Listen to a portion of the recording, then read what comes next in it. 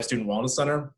So just to give you sort of a rundown on what we do, clearly we are not operating under normal circumstances. However, essentially all of our services exist in one way or another. Just to kind of, disambiguate some of the other similar things that are offered on Ohio State's campus. We are not a health clinic. We don't have doctors and nurses on staff, but we have lots of programming that helps students really be as well as they can when they are here at Ohio State. I am going to be the first to tell you, and hopefully I'm the first to tell you, that our programming is for everyone. I think with the graduate and professional populations, there seems like there's kind of this perception that we don't exist.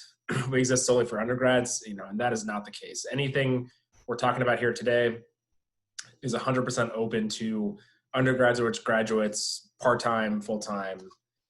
As long as you're enrolled in courses at Ohio State, you're more than welcome to use any of our services. So our main location is on the RPAC. Really, almost everything is happening digitally right now, and I would really recommend checking out swc.osu.edu for the most up-to-date listings on what we're working on. So just to give you a brief rundown on what we do, a couple of different services around alcohol and other drugs, really meant to help students reduce their risk when partaking in specifically alcohol and cannabis. Collegiate recovery community is as part of our continuum of care model there. Collegiate recovery community is for students who are in recovery from substance use disorders and are looking to have a community of folks in similar situations, weekly meetings. I think it's a pretty cool program that's kind of a leader in the field. Condom Club, you can buy 25 condoms once a day for $5, pretty good deal. Financial coaching, which is my program. We do presentations, we do one-on-one sessions as well. So at the end, I'll talk a little bit how you sign up for that.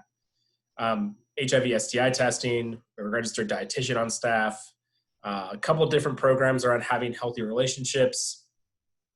Wellness ambassadors, which really do our outreach, presentations on all sorts of topics, and wellness coaching, which is not therapy, it's a peer support for folks who are, experiencing stuff that happens when you are a person in college, be it graduate or the undergraduate level. Really hands-on, not therapy, but more of like skill building, strength-based, helping to cope with the stuff that's happening in your life. A really good service as well for those of you who might be looking to stretch your money as far as possible. It's a program called Buckeye Food Alliance. It is an on-campus food pantry open to anybody at Ohio State, regardless of their income level. It's open 5 days a week now in the bottom floor of Lincoln Tower. So really, swc.osu.edu is the place to go to learn about any of these resources. So Patel asked, I have a class that starts at 12:45. Is it possible to send me the presentation? Yes, I can send you the presentation. Feel free to email me, and I can do that. I also believe that this is being recorded. So Dustin can probably give you some details on how to access that. Another thing my program offers is a service called Grad. This is just an online platform around financial education. You can go out and try to find things to read on the internet. But the reality is there are a lot of people that are making money by sending links to products and then getting a kickback for that. So we're not selling you anything. We paid for this out of my program's budget, and it has a lot of pretty, from the basics of budgeting and credit to really more advanced topics like saving for retirement, leasing versus buying a car, navigating health insurance, all stuff that is relevant to, I think, the graduate school population. It's certainly relevant to everybody as they transition from graduate school to an academic career or, private industry or whatever's next. So it is totally free. Go to igrad.com, you log in, kind of poke around the website, super helpful. All right, so before I get started, I'm gonna throw it out there. I'm not a financial advisor. Nothing I'm saying today should be taken as financial advice for you. Specifically, it's an educational topic, so if you want to work with any of those professionals, happy to set up time to chat and figure out how that might work for you, but I'm not a financial advisor, so this is not financial advice specifically for you. All right, so kind of before we get started here, I have a very informal presentation style. So if you have any questions throughout, feel free to either put it in the chat or unmute yourself and just ask. I don't like to avoid just lecturing for an hour. So if you have any questions that we could, if you're thinking it, I'm sure lots of other folks are thinking it as well. So feel free to go ahead and ask those. We're going to skip these. Okay, so before we get started, I think the first topic we're going to cover today is budgeting. I think this is the fundamental skill set that anybody who's has a financial life needs to master. So I guess, does anybody have and feel free to just drop this in the chat, does anybody have like a budgeting process that they do monthly? Kind of how are y'all approaching this so far? Mint app, awesome, yeah, really helpful. We'll talk about that in a little while. Excel, common one as well. Build out a little spreadsheet that'll track your expenses and kind of categorize it for sure.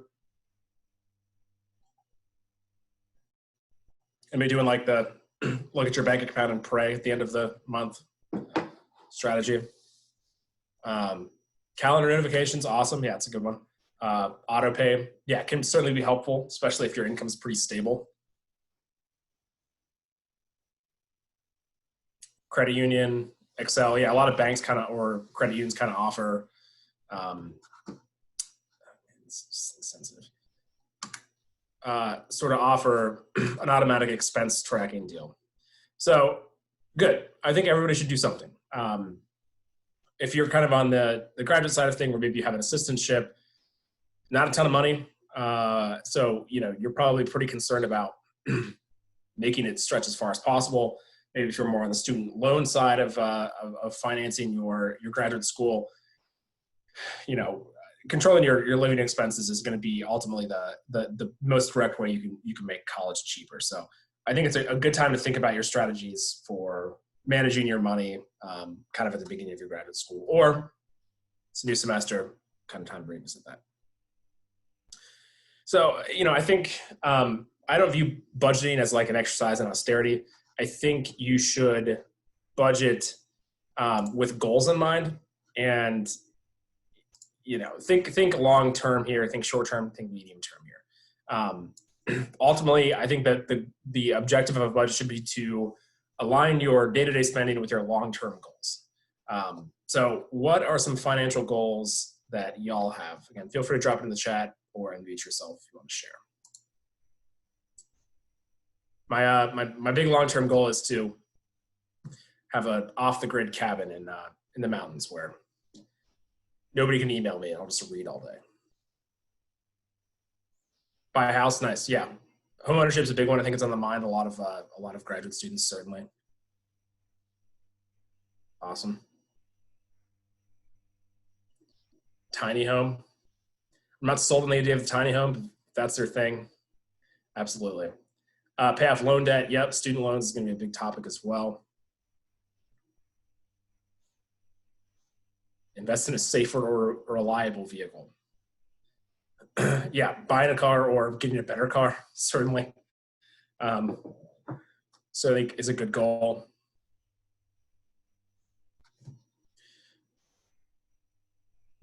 Awesome. So, I think a key to aligning your spending with your long-term goals is to make SMART goals. Y'all have been academia for a while, so I'm sure you've heard the SMART goals context. We want goals that are really specific, they can be measured, they're realistic essentially, and they're time bound. And I think this is especially important with budgeting, because if you have an amount of time that you want to get to your goal and you have a specific dollar amount, it's pretty easy from there either to think about saving towards it from a monthly or a weekly or a yearly perspective. So it's pretty easy if I want to save for instance, $6,000 3 years from now for a down payment on a tiny home, pretty easy to know that I need to save $2,000 a year. And, what is that? Do some math here. 2,000, or $166 a month. Pretty easy once you have that time and the total amount saved. Patel asks, I am a new international grad student. I have to choose between Oprah's retirement plan and a Social Security retirement plan. Patel, why don't you just email me and we can set up a time to chat about that. It's kind of outside the scope of this particular presentation. And there's actually, and I think I can pretty well inform you. So email me and we'll talk about that. So 4-step budgeting.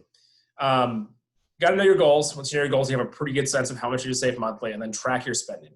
I think, besides knowing your goals, tracking your spending is the biggest possible thing you can do to really be in touch and be good with your money, is to know where it goes.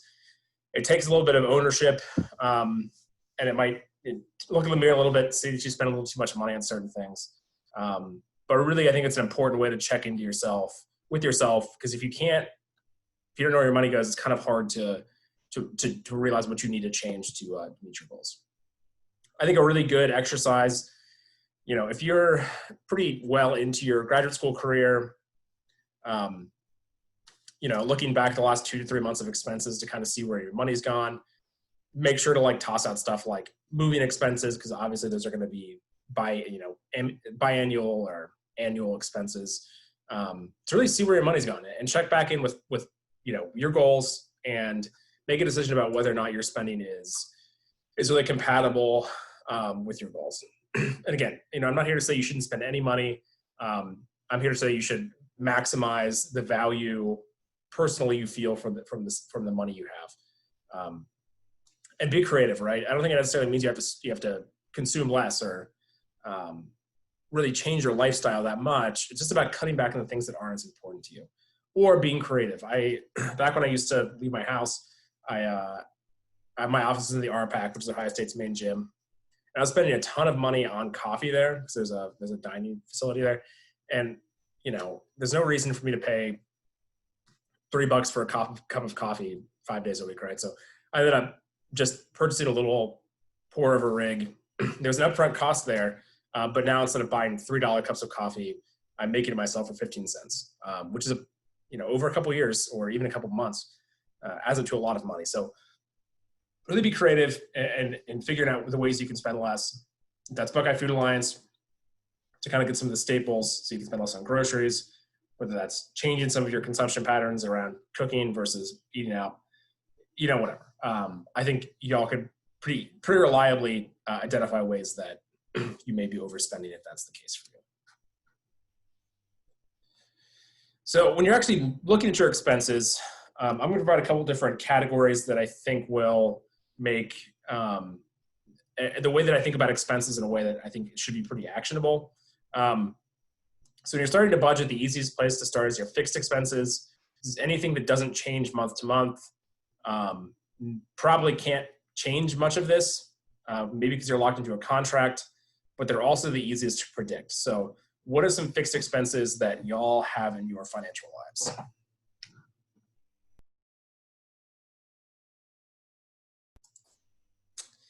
Yeah, student loans, if you're in repayment, 100%. You're gonna keep on paying that until it is 0. Rent, yep. Phone contract, 100%. Car payment, yeah, definitely. Insurance payments, auto insurance. If you're not carrying renter's insurance, it's an excellent idea. It's essentially covers all of your personal belongings, and it's very inexpensive. Utilities, yeah, some utilities are going to be fixed. I think it's an appropriate way to generally treat your utilities generally. Some might go up and down seasonally, but I don't think it's inappropriate to throw them in fixed expenses. But cable, utilities, all that sort of stuff, for sure. Subscriptions to stuff is definitely the case. Generally, you can cancel your Netflix subscription month to month, but it is a fixed expense in most senses. Yeah, so because these are things you can't really change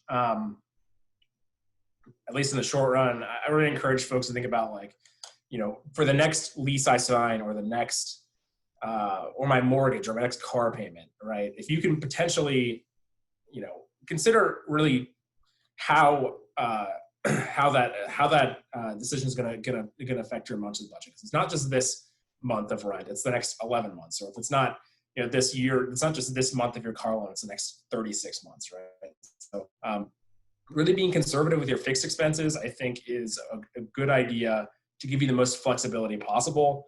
Because I'm sure rent's my largest monthly expense. I'm sure it's your largest monthly expense. So if you can save money there, it's a good way to save money for the next 11 months. And another thing here is, we are in a time of financial uncertainty.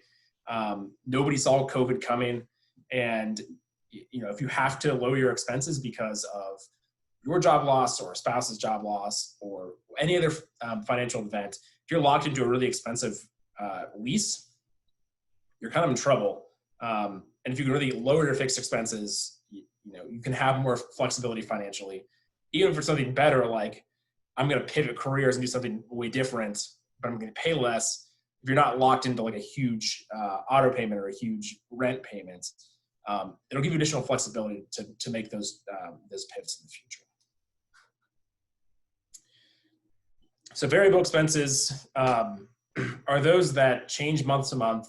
You're going to buy them. Typically, this is your day-to-day spending, but really you can adjust them in the short run, but you're going to spend money on it each month. So what are some variable expenses y'all have?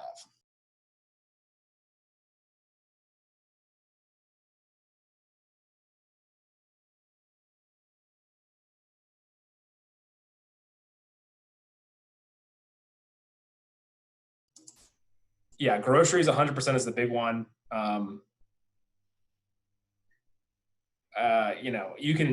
You have lots of decisions about what groceries you buy, both in like the items you buy, right? You can buy generic, you can buy name brand.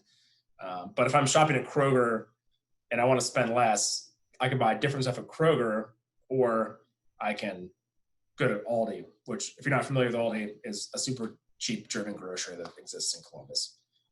71 and 17th or so. If I want to spend more for whatever reason, I go to Whole Foods. Groceries, I think, is an excellent example of this. Gasoline, for sure. Financial emergencies, could be. Well, we'll talk a little about that in a moment.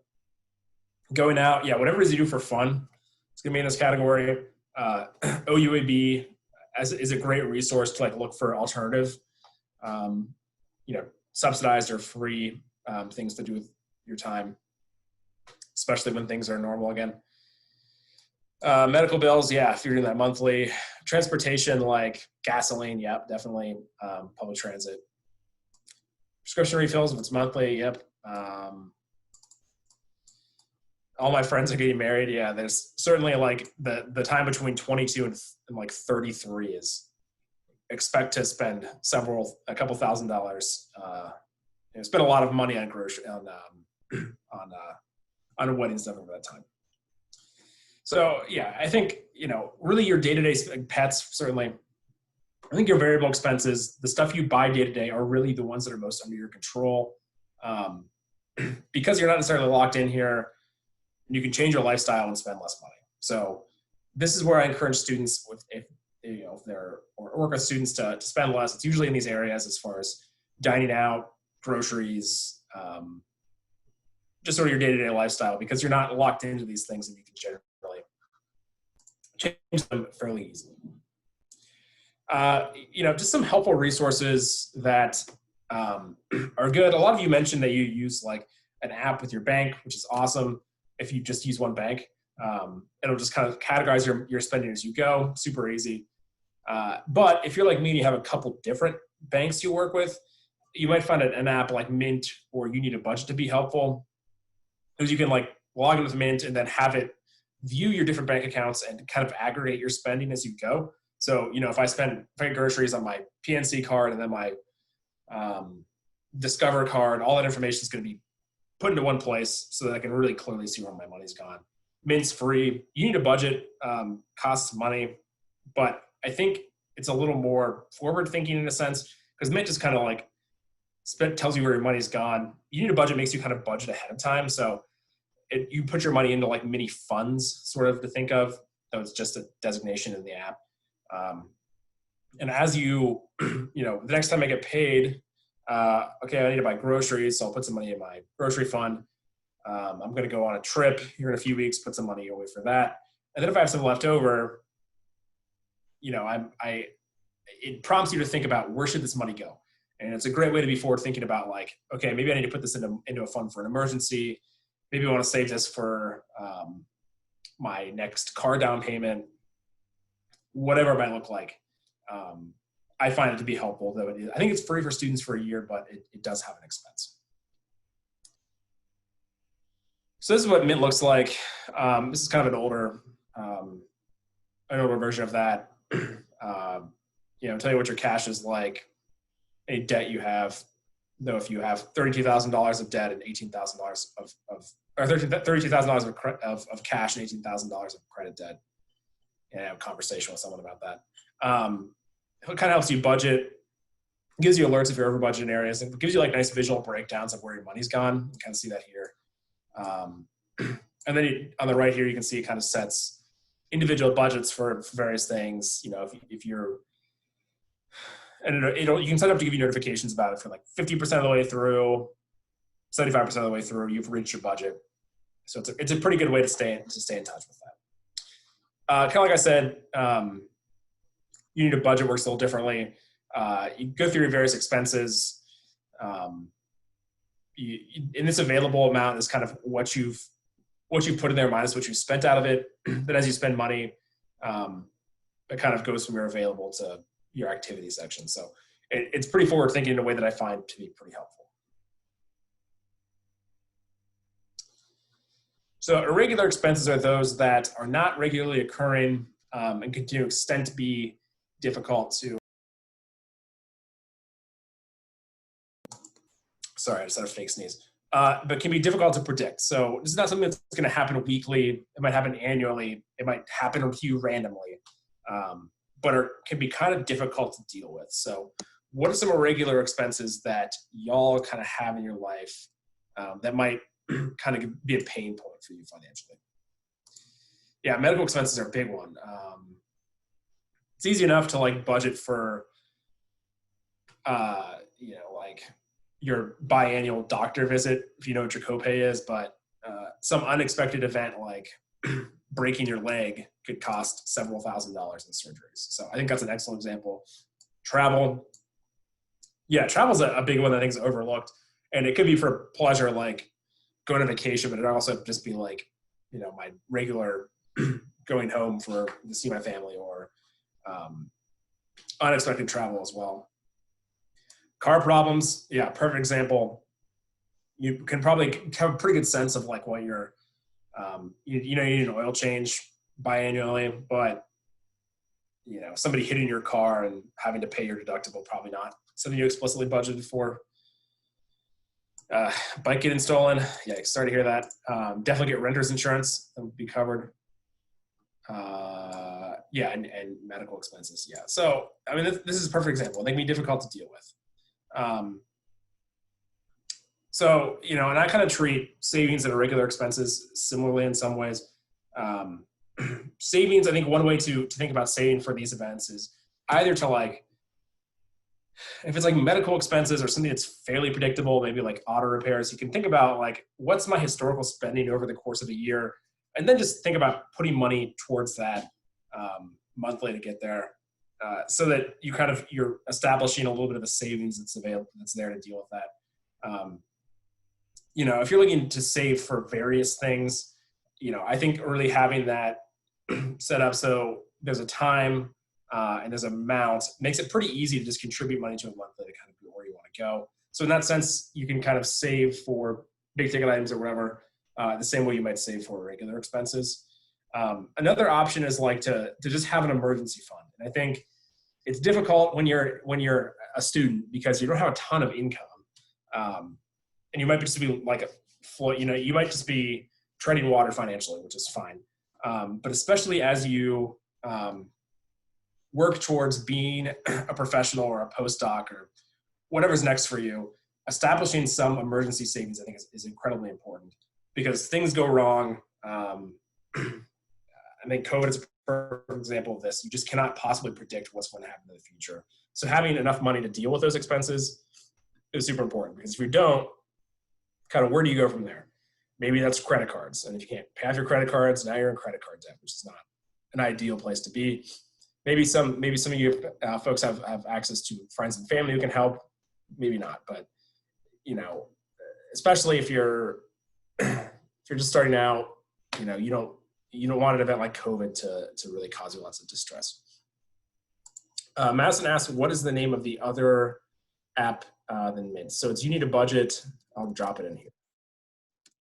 YNAB.com.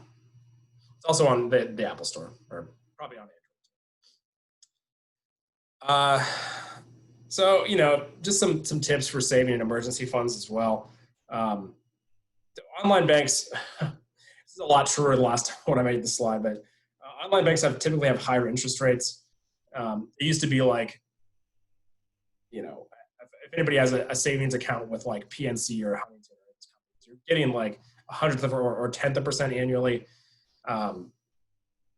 Interest rates have dropped precipitously since COVID, so it's going to be substantially lower, but you might be able to get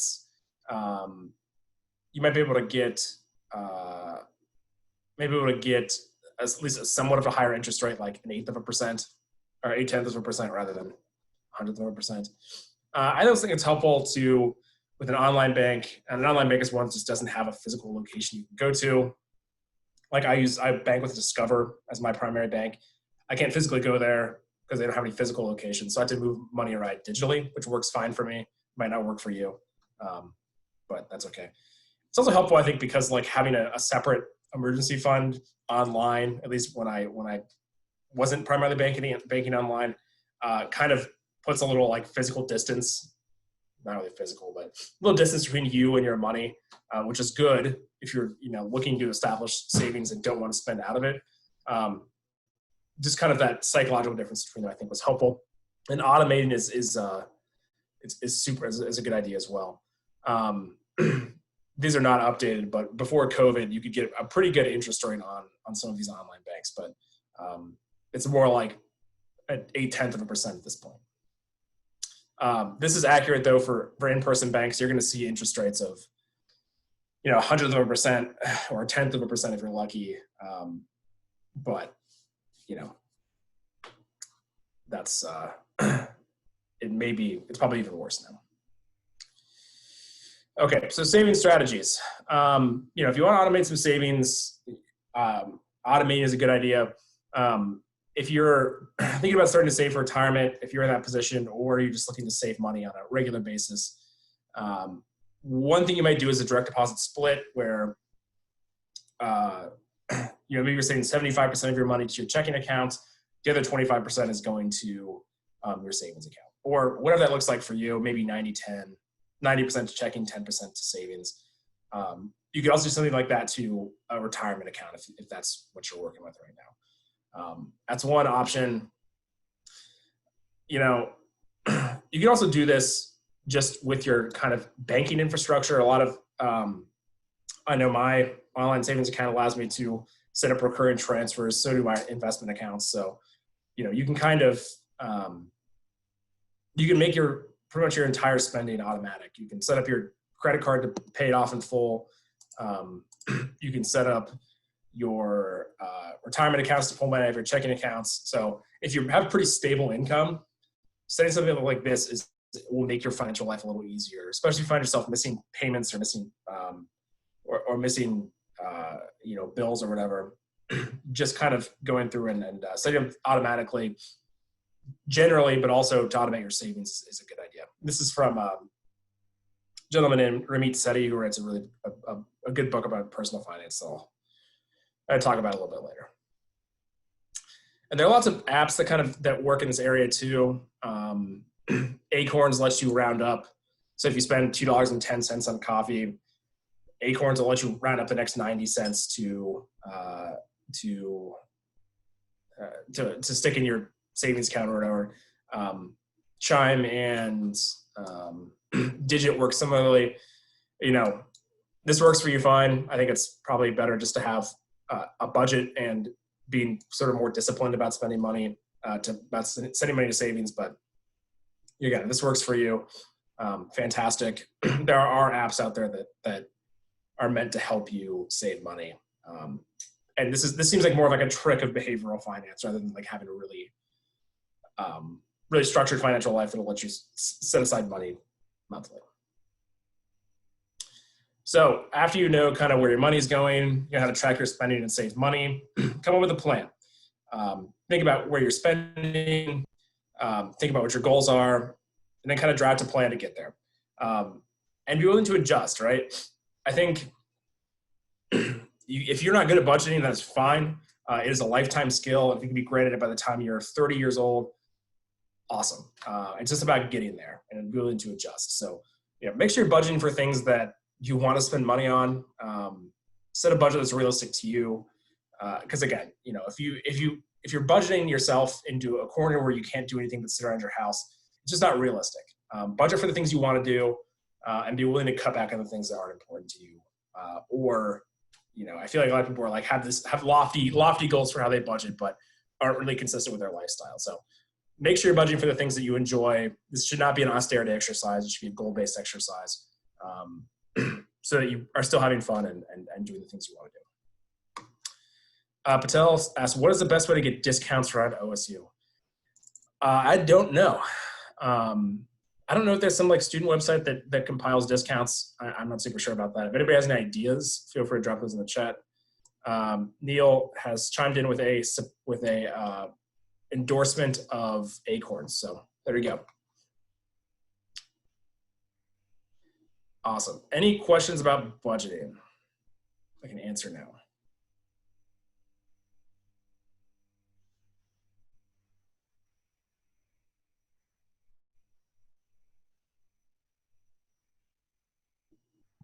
How often do you recommend checking your budget for like alignment? How often do you like align it? Yeah, that's a good question. I think I'm budgeted on a monthly basis. But I'm kind of like checking in on where I am as far as my spending on a weekly basis, probably. So, and give it a few months if you're just starting out to get a sense of like what your behavior's like before you make any like big changes. But I think checking in monthly is enough. But if you find yourself blowing through your budget by week 2 of 4, probably a good time to check in to see how realistic your assumptions are about what your spending's like. Maybe time to reconsider. But if you're in the second year of a program, realizing your budget's totally gonna, the second year in a master's program, realizing your financial life is totally gonna change in a year. So, I would say monthly and then as needed to deal with changes in your life.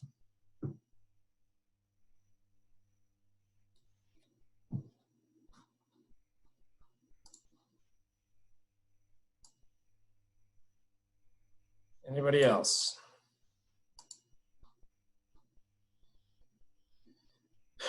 All right, so second topic of the day is credit and credit cards.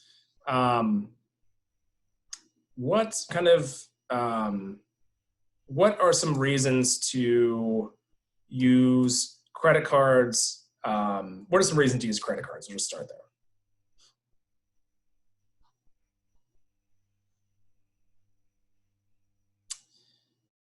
Credit's a big one for sure. Build a credit score, I guess, to be the least ambiguous as possible. Yeah, credit score is a big one. Credit cards are unique in the sense that if you pay it off in full monthly, you won't pay any interest.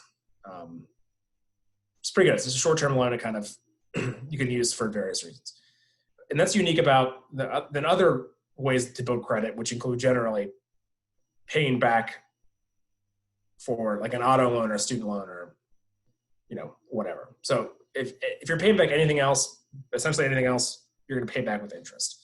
Can you like make money by using credit cards?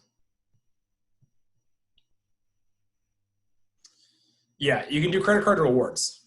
So credit card companies make make money by essentially facilitating transactions between you and the merchant, whoever you're buying from, also through interest. And in certain situations, they'll be willing to give you some of that back. So especially if you have a good credit score, you have some income, you can qualify for rewards cards and make money either directly through cash back or through reward programs like flights and all that sort of stuff. So it can be helpful. Is there a security advantage with credit cards?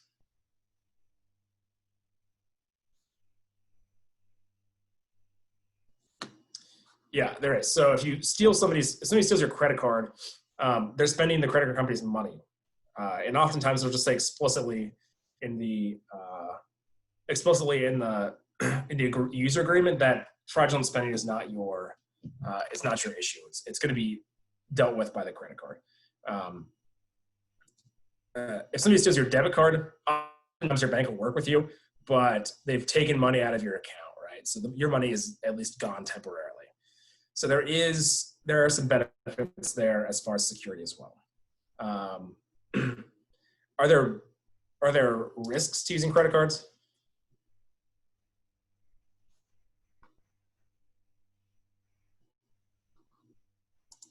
Yeah, debt, 100% is the big one. If you're not paying your credit card off in full every month, you're going to be charged interest, barring some introductory offer.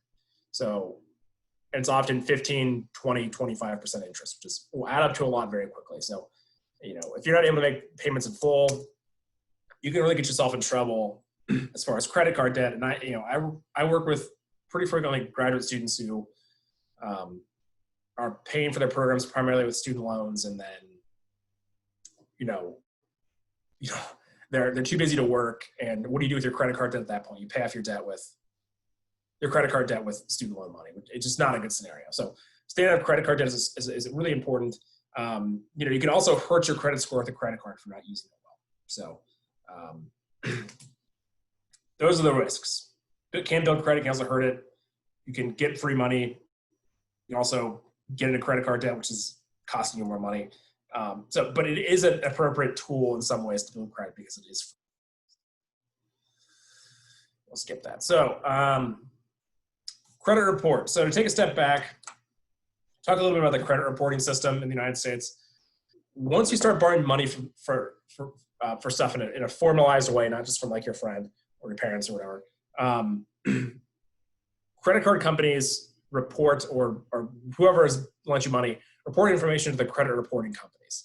And so the business model here is these companies aggregate information on your borrowing habits, and then and the next time you go to like buy a car or buy a house or open a new credit card, whoever is thinking about lending you money buys a credit report and can see, okay, yeah, Ben, you've paid off your student loans, but you've missed the last 15 credit card payments. No, we're not going to give you a new credit card, right? So stuff like that, as a way to kind of to gauge the risk associated with lending money to you. So that's kind of the business model. It's no opting out. There's no opting in. It's just the way it works in the United States. A little dystopian, but it's the way it works.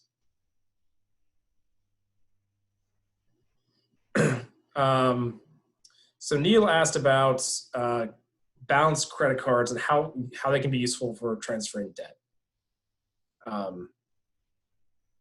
So if you're somebody who has credit card debt, one option to like kind of prevent it from getting worse is called a balanced transfer credit card. So credit card A maybe has let's say $1,000 on it, and it's accruing interest at 20% annually. You're not able to say to get out from under that. You're just kind of treading water because the interest is accumulating so fast. An option is called a balanced transfer credit card, where you take that balance, $1,000, and put it onto a different credit card, which typically will have some introductory offer where there's no interest for a year or 6 months or something.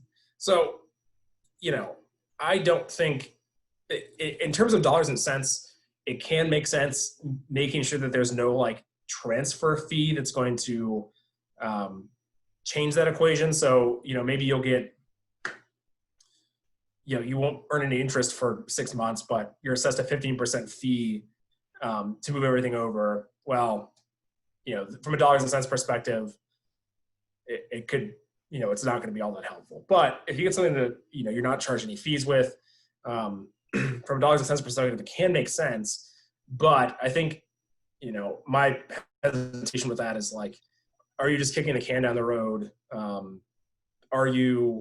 Is anything changing kind of in the broader like financial ecology of your life where you're able to, 6 months is your situation going to be any different? Or are the issues that kind of got somebody into credit card debt the way that, are they addressed in a way that's going to help you in 6 months or during those 6 months get out of debt? So kind of a nebulous answer, so if you want to talk more about that, again, feel free to email me and we can chat via Zoom or via email. So if you want to view your credit card, your credit report, the federal government passed a law a couple decades ago that allows you to view your credit reports once a year for free. There are 3 credit reporting companies, and you can view all 3 of them for free annually on annualcreditreport.com. Do not enter your credit card information here. Any other service will probably make you pay or kind of log you in and put you on a trial, whatever. Once a year for free, annualcreditreport.com. Is the place to go just to check in annually. So if you're, have a big purchase next year coming up, like a house or a car, really good idea to check all 3. If you're just kind of at once, before you do that, if you're just kind of monitoring your credit for just because you're an informed consumer, you can pull one account every 4 months and just do it annually. But it is free. It's important to check this out because there are errors pretty frequently in the system. It's not perfect. Does the name Equifax ring any bells with anybody here?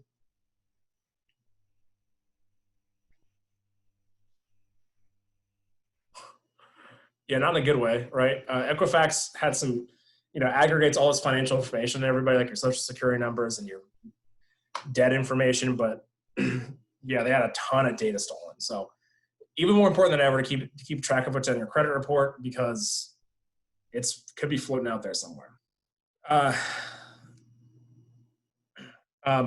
So what's on a credit report? Yeah, Neil said Mint is a good app to allow you to get a snapshot of where your credit is without having to pay. Yeah, I'll talk about specifically how to kind of think about your credit scores and how to access that. Got a question privately that says, does checking your credit score hurt your score? Not if you're doing it. Talk more specifically about that here in a few slides. So your credit report, it's going to have information on everything you've borrowed from in the last 10 years or so. It's going to say how old the account is, how much you've borrowed, who you're in debt to. And then under the account history, you'll see like a couple years and you'll see some hopefully green OKs, which means you paid on time. But if somebody misses a payment, it'll say 30, 60, 90 for how many days late it is. So you want to avoid that. Paying your bills on time is the number one biggest factor in determining your credit score. So check out your credit report to make sure everything's accurate here. It could be fraud, but it also could be something more, just a clerical error. Like the first time I went to borrow money for a car, I gave them my social security number, my name, and I'm like 23 at this point, and they give me back a credit report and says you have an 840 credit score, which is about as high as it can go. And I'm like, that doesn't really make a lot of sense. I've been borrowing money for like 2 years at this point. Well, they pulled somebody else's credit report that is named Ben, so that guy has an inquiry on his account that doesn't belong to him. So that sort of stuff happens, and probably the scenario I just mentioned is not a huge deal, but somebody's opening credit cards in your name, it can really cause you lots of issues. So luckily, if you're an Ohio State student and you didn't opt out of the student legal services fee, they'll help repair your credit for you. So if you're not familiar with this service, student legal services is just essentially a nonprofit law firm that is contracted with Ohio State to offer you legal representation in lots of fields for free. So commonly this is like misdemeanor criminal charges, traffic courts, landlord-tenant relationships, especially in the off-campus area. So it's super helpful. And they're just generally, I haven't met somebody from that office that I don't really like. So they're also just super nice people who are here because they care about helping people. So They'll help you with your credit reports, with any credit issues you have. And like Deborah said, like their specialization is straightening out landlords who are acting inappropriately. So they're really super helpful. And they're at 20 East 11th Avenue, which is just like adjacent to the big Barnes & Noble bookstore south of campus on High Street. Pretty helpful. So your credit score. So kind of simplifying the credit report into a 3-digit number that's meant to give lenders an objective risk of lending money to you. So George asked, are they for grad students too? Yeah, it's anybody who's primarily a student who did not opt out of the legal services fee can be represented by student legal services. It's the fee you pay in autumn. It's like $40 for the year, which is really a steal. If you are an employee first and then a graduate student, so for example, me, I'm an employee, I'm a full-time employee, then I'm also in a graduate program. I'm not eligible because I work for the university.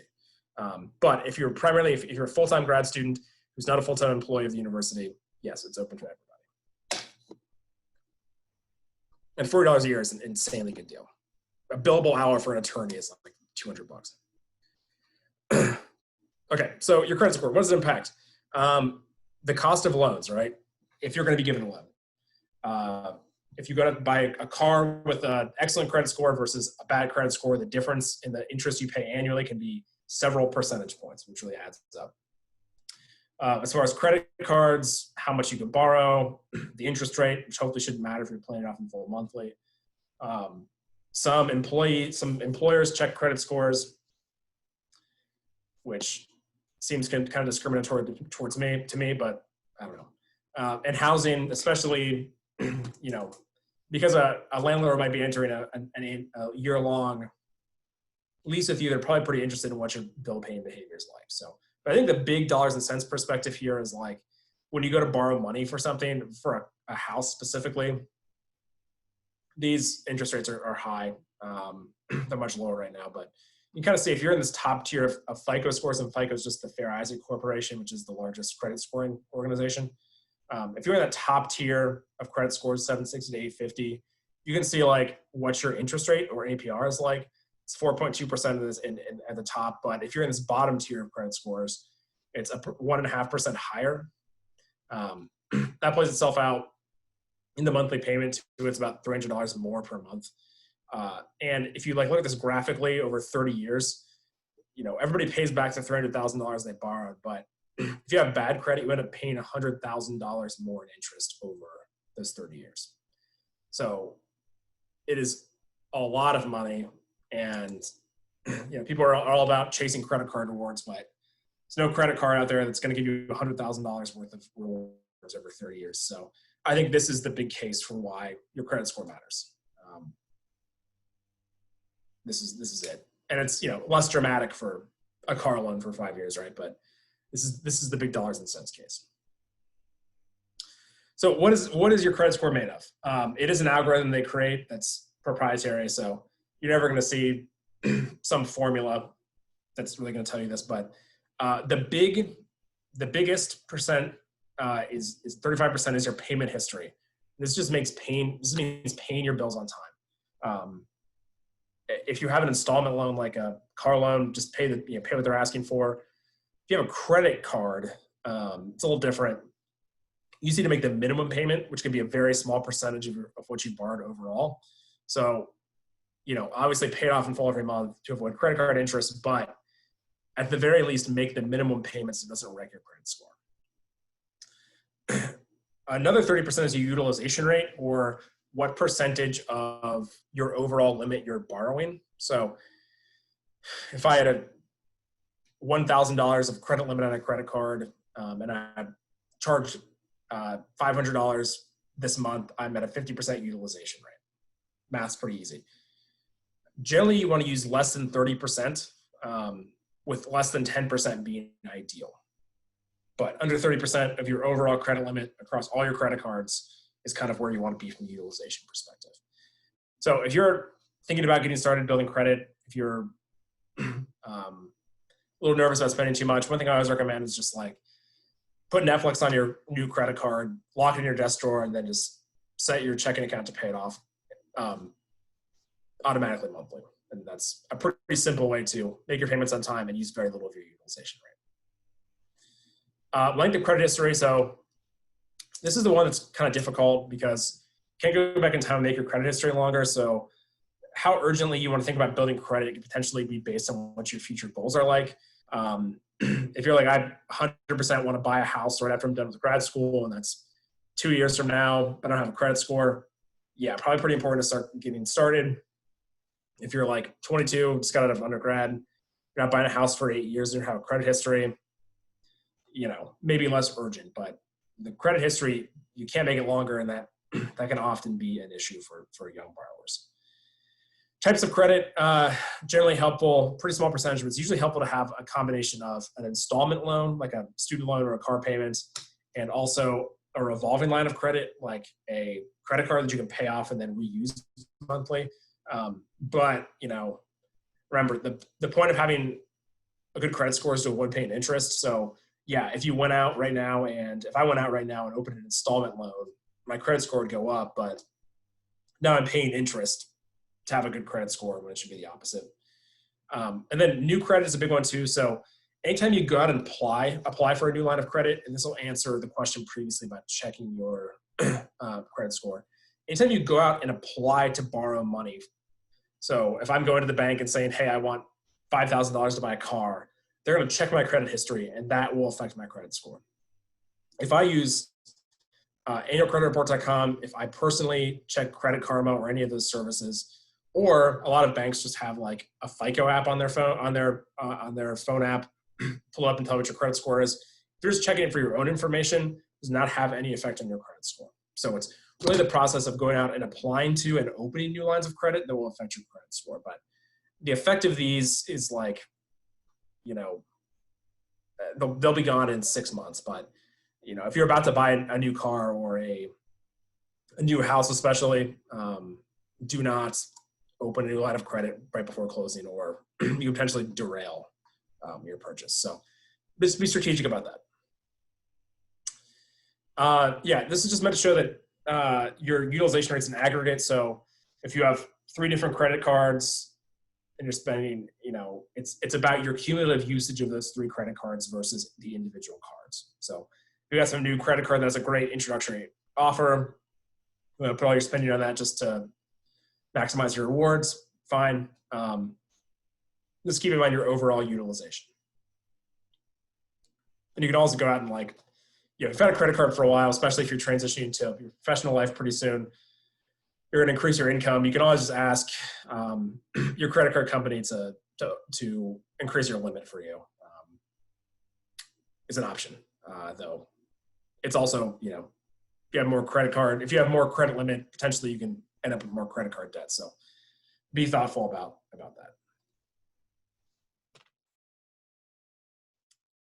that. So I talked about it a little this a few slides ago, but the difference between a hard and a soft credit check.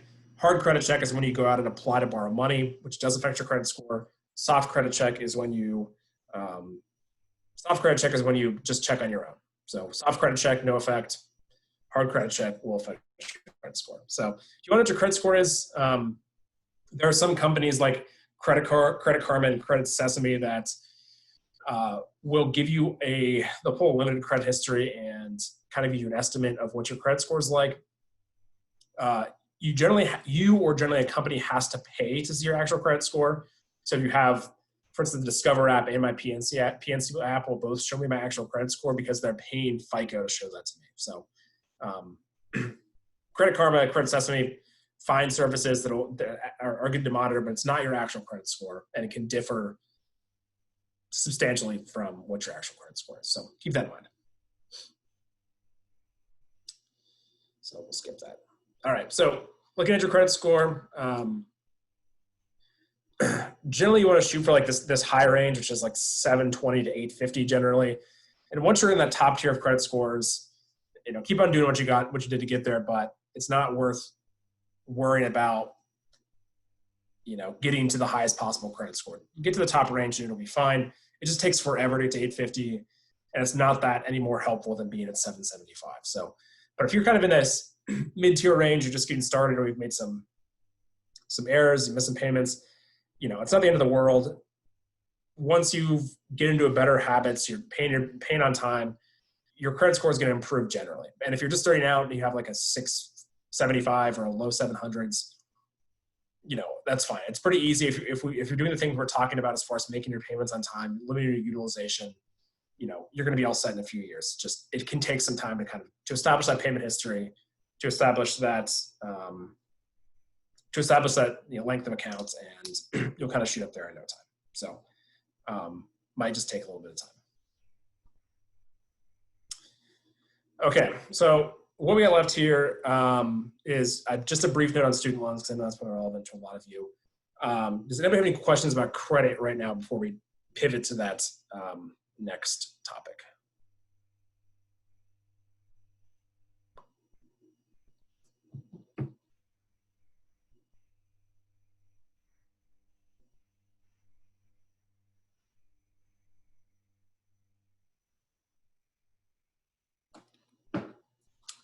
All right. Like I said, if anybody has any questions, feel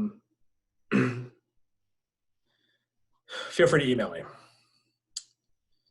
Okay. So in regards to student loans, I just put together a few slides here because it's a big topic, but just some obviously things to understand how interest works. So at the graduate level, all student loans are unsubsidized, meaning they will accumulate interest while you're in college. Typically, this is going to happen daily. And one key thing to realize is when the interest, when you're a grad student or an undergrad, interest is accumulating daily. You can kind of think about like what you originally borrowed being in one pot, and then the interest being in the other pot. So every day, a little bit of interest is earned on what you borrowed, and then goes into this interest pot. And the interest pot is just kind of accumulating, but not earning any interest on itself. So once you go to repayment, that interest will start earning interest on itself. And this is called interest capitalization. So it rolls back in and earns interest on itself.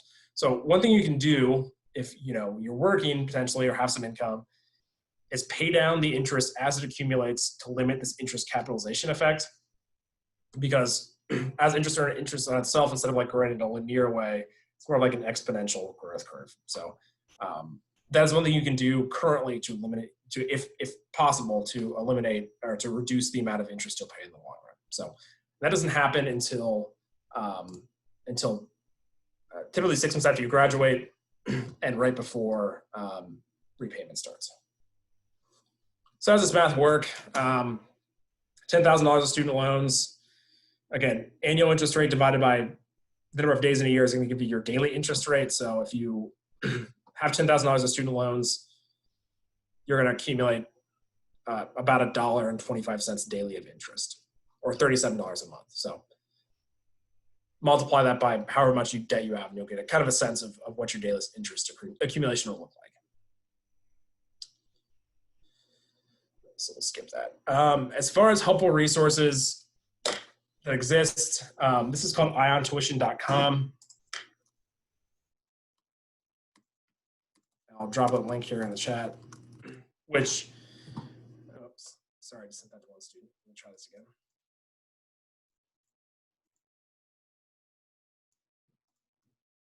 Which will pull in your federal student loan information, even if you went somewhere else for undergrad. And it'll pull us all into this dashboard and give you really specific and tailored information based on your situation. So it'll tell you this is my personal dashboard. It's 0 because I paid off my loans a while ago. So your current balance, your daily interest accrual. If you're a professional program, that's probably not a super fun thing to look at. Average interest rate, all this information. Has a lot of helpful resources about like learning about student loans. They have a staff you can call to discuss your options with. But really, the really helpful thing is the extent to which it tailors information for you. So kind of walks you through 3 scenarios. If you want to pay down your loans aggressively, how much will you save in interest and how much sooner will you be out of debt? If you want to refinance your loans, which means essentially working with a third-party lender to pay down your debt and then you pay that third-party lender instead, what does that look like? Then if you're in the opposite situation where like, okay, I don't have a lot of income, or I have a lot of debt, and so I can't make my full regular payments monthly, what will income-based repayment look like for me? So it'll pull all this information and give you really customized information about that. So cannot recommend this enough. It'll give you really specific information. Super helpful. So kind of like I talked about, one option is called income-based repayment, where this is the math. There are lots of different income-based repayment plans, so definitely do some research here. But the math essentially works like they'll look at your discretionary income, which is calculated by with a formula we can look at in a second, and you only have to pay back a certain percentage of your discretionary income. So generally, this is going to be like 10 to 20% of what that looks like. That calculation is your income for your family size minus the federal poverty line, which is a statistic that's used for means testing for various federal government programs. This is probably from last year's, but it's fairly similar, I'd imagine. So if you're a single person making $30,000 a year, knock off the poverty line for your family size, the rest is your disposable income. And so pay back 15% a year. And so your monthly payments, $220 a year, $220 a month. So that's kind of how the math works. But there is a significant downside to this, which is, if you're not paying down your loans principal or what you borrowed, you're going to keep on earning more interest during that time. So if you have to do this to survive, absolutely. But the downside is that you're probably going to pay off. You're going to pay more interest in the long run. You're going to be in debt for longer. So that's the downside of this plan. Okay, your other option that we talked about, if you just want to make, this other slide first to make sense. So this is just somebody hypothetically has $30,000 in student loans. So if they want to do the standard repayment plan, which is 120 months, they'll pay $318 a month for those 10 years, and they'll pay back the $30,000 they borrowed plus an additional $8,200 in interest. So if you wanted to, for instance, even add $100 monthly to your loan repayment, so you pay $418 a month instead of $318 a month, the amount you pay back in interest during that time will drop from $8,200 to $5,700. So you save yourself an easy, $2,500 that way. If you are able to put another $200 on that, so you pay back $518 a month, you'll pay essentially half as much in interest. So, especially if you have higher interest rates, this is an excellent way to pay off your debt faster. If you're able to $618 a month, again, you're gonna pay less than half as much in interest. You also pay off your loans faster. So, like we talked about, the standard repayment's 120 months. You add an extra $100 onto that monthly. Pay your loans off in 86 months. You pay $518 a month instead. You're out of debt in 67 months instead of 120 months. So, this is, if you're able to do it, this is one way to make your debt payment as low interest as possible. Okay, any questions about student loans here? I guess George had a question. We provide examples to help increase our income. Yeah, and that's tough for students, no matter what, because typically they're going to be pretty busy with classes and potentially working as well. So, look for things. I think thinking about developing skills that can help you now in your career is going to be a big one. Certainly, there are lots of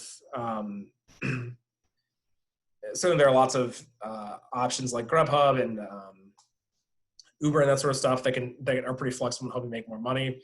But it's going to come down to kind of what your personal situation is and what skills you have outside of your professional life. I know one of my friends who's a grad student, teaches classes at a community college some evenings a week. So, it's hard just to say you can make more money doing this. It's going to kind of depend on your situation. Scalen asks, should you drain off your savings just to pay off your student loans faster? There's not really a right answer to that. I would, whenever I'm working with students, like I talked about an emergency fund being really important. So I would figure out, kind of based on like your life and your spending, what's a minimum amount you want in savings, Or if there's anything coming up like, is going to be really expensive, make sure you're earmarking savings for that as well. But, if you have that minimum amount in savings, you're reasonably financially secure. As far as future income, I don't think it's a bad idea, but it's going to kind of depend on your situation. George asks, should you pay off debt first before you create an emergency fund? Again, there's really not a right answer to this one. If you listen to some of the kind of the popular media here, opinions are going to vary based on this, and I think it comes down to what your comfort level is like. If you really feel insecure by not having, if you feel stressed by not having anything in savings, absolutely saving money first could be a good idea.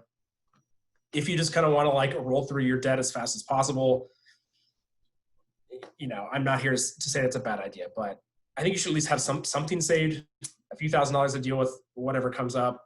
But I think whether or not you want to make a full emergency fund prior to paying off debt, I don't know, but I would say it's up to you. But it might also vary based on like what your personal situation is. If you have a lot of credit card debt at a high interest rate, maybe paying that off quickly is a good idea. But if you have student loans kicking around at, between 2 and 5%, maybe. It's going to kind of depend on some circumstances, but doing either is a really good idea. The order is not that big of a deal. Again, really nebulous response. So feel free to email me if you want to chat more. Any other questions about student loans? Yes. Question is, can you refinance your student loans and potentially get a lower interest rate? Yes, you can do that. Interest rate this year are really low, but in the past, interest rates were higher. So yeah, I mean, potentially the danger here is federal student loans have lots of benefits as far as protection for the consumer. We talked about income-based repayment. That's a big one in the event you're not making enough money to make your full student loan payments. That program exists to help keep you solvent financially. But it also has some benefits like public service loan forgiveness, which George just mentioned, and I'll talk about in a second. Federal student loans are forgivable if you become disabled, and just generally are pretty flexible in their repayment terms.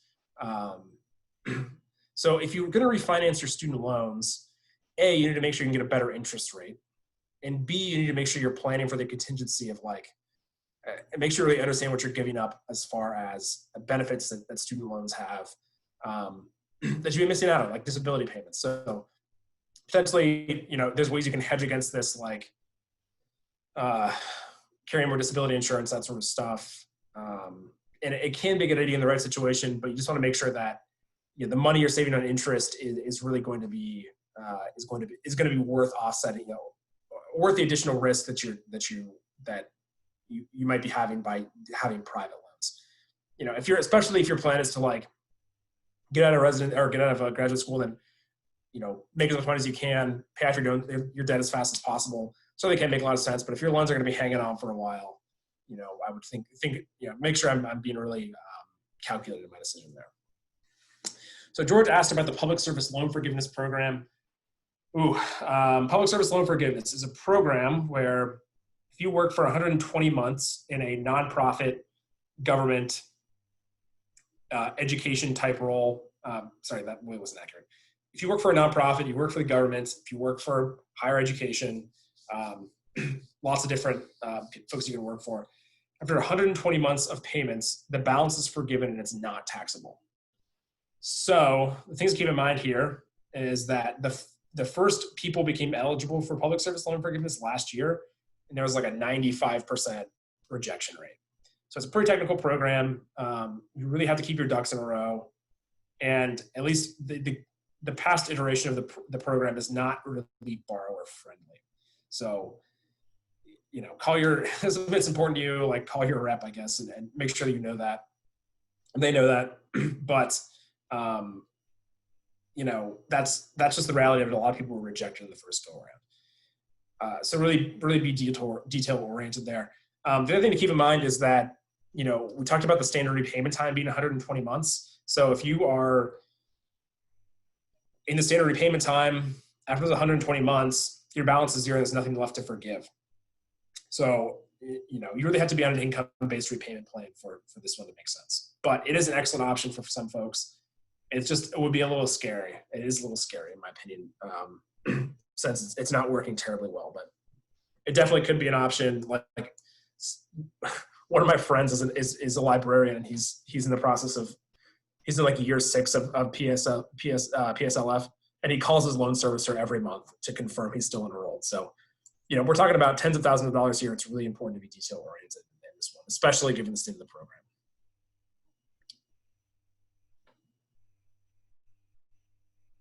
Any last questions here about student loans?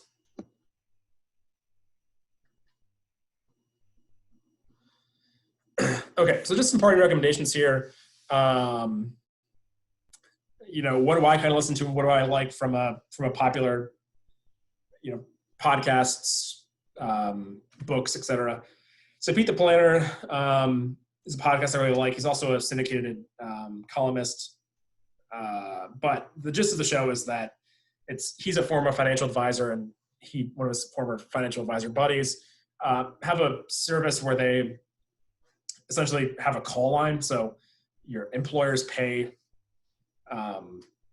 Pete's company to answer the phone when their employees have questions about stuff. I think it's a pretty interesting business model. But he has a really interesting podcast that's about solving financial issues, and a little bit about financial planning. But really financial wellness stuff, like making budgeting decisions. And I learn a ton from the show all the time. So really enjoy that.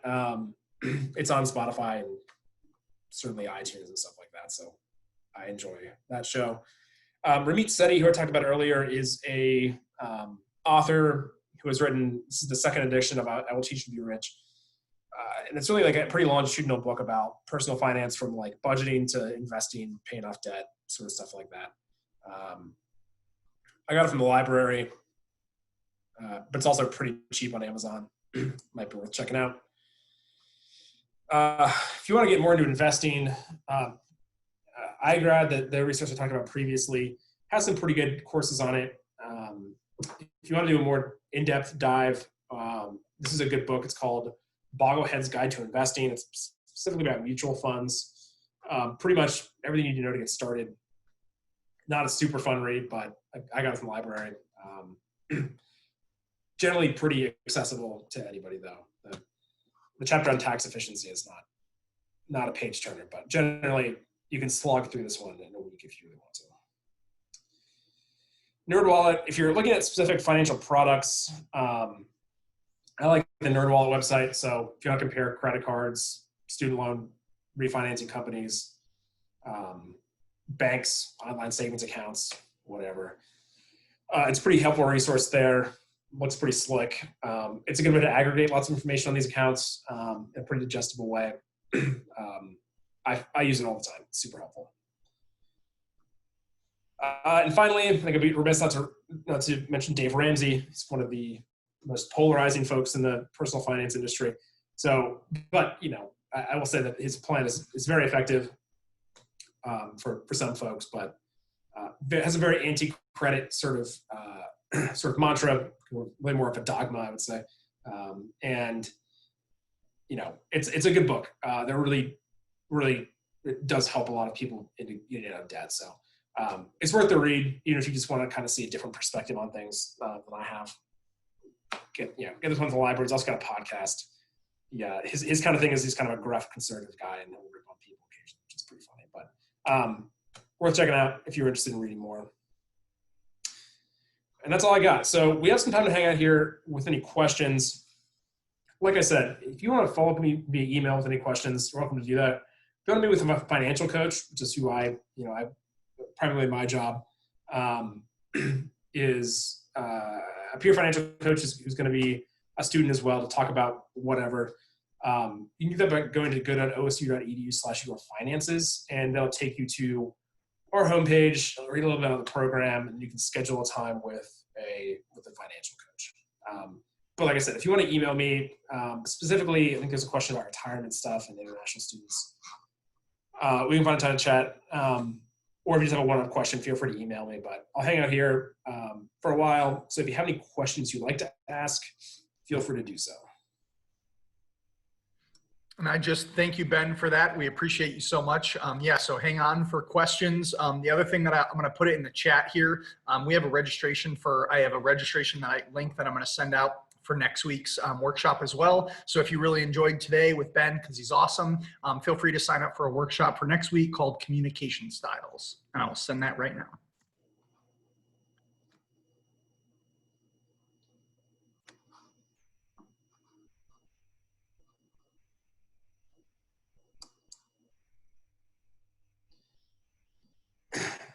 Yeah, Morgan asked, credit card or comparing credit cards.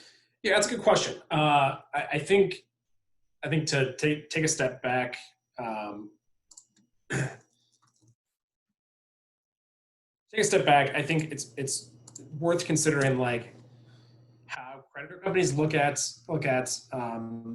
issuing credit cards. So they prefer to lend money to folks who have excellent credit, who have a lot of income, because those are the people who are most likely to pay them back.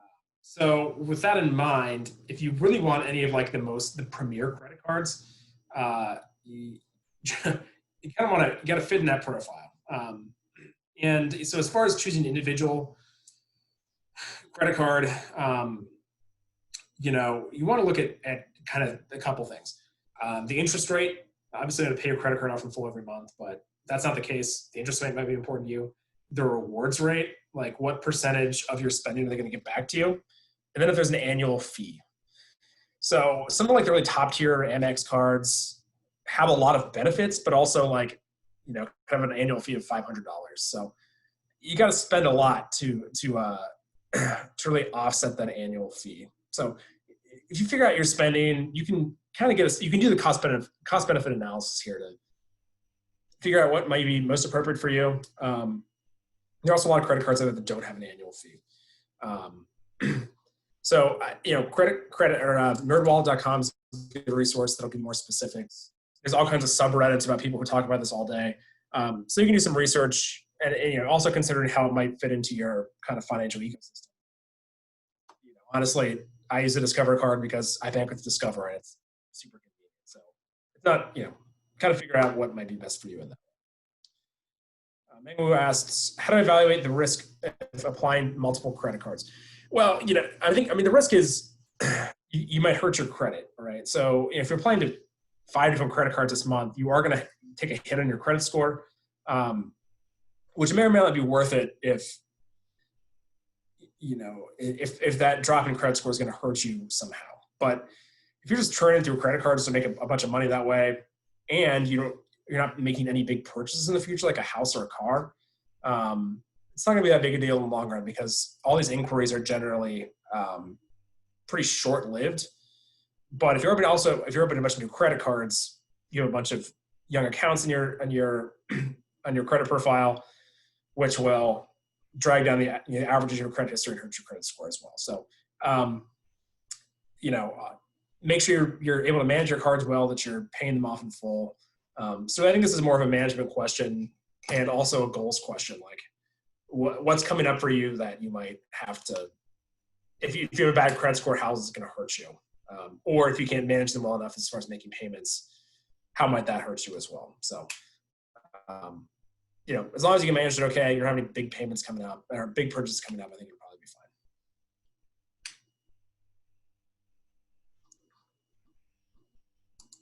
fine. Anybody else? Hi, Ben. I am really, really sorry. I got caught up in a meeting, so I missed most of this. I noticed it was recording. Are you going to have that available to us? Yes. Dustin, who is the staff member from OUAB, will send that out via email. Super. Thank you so much. Appreciate it. Happy to help.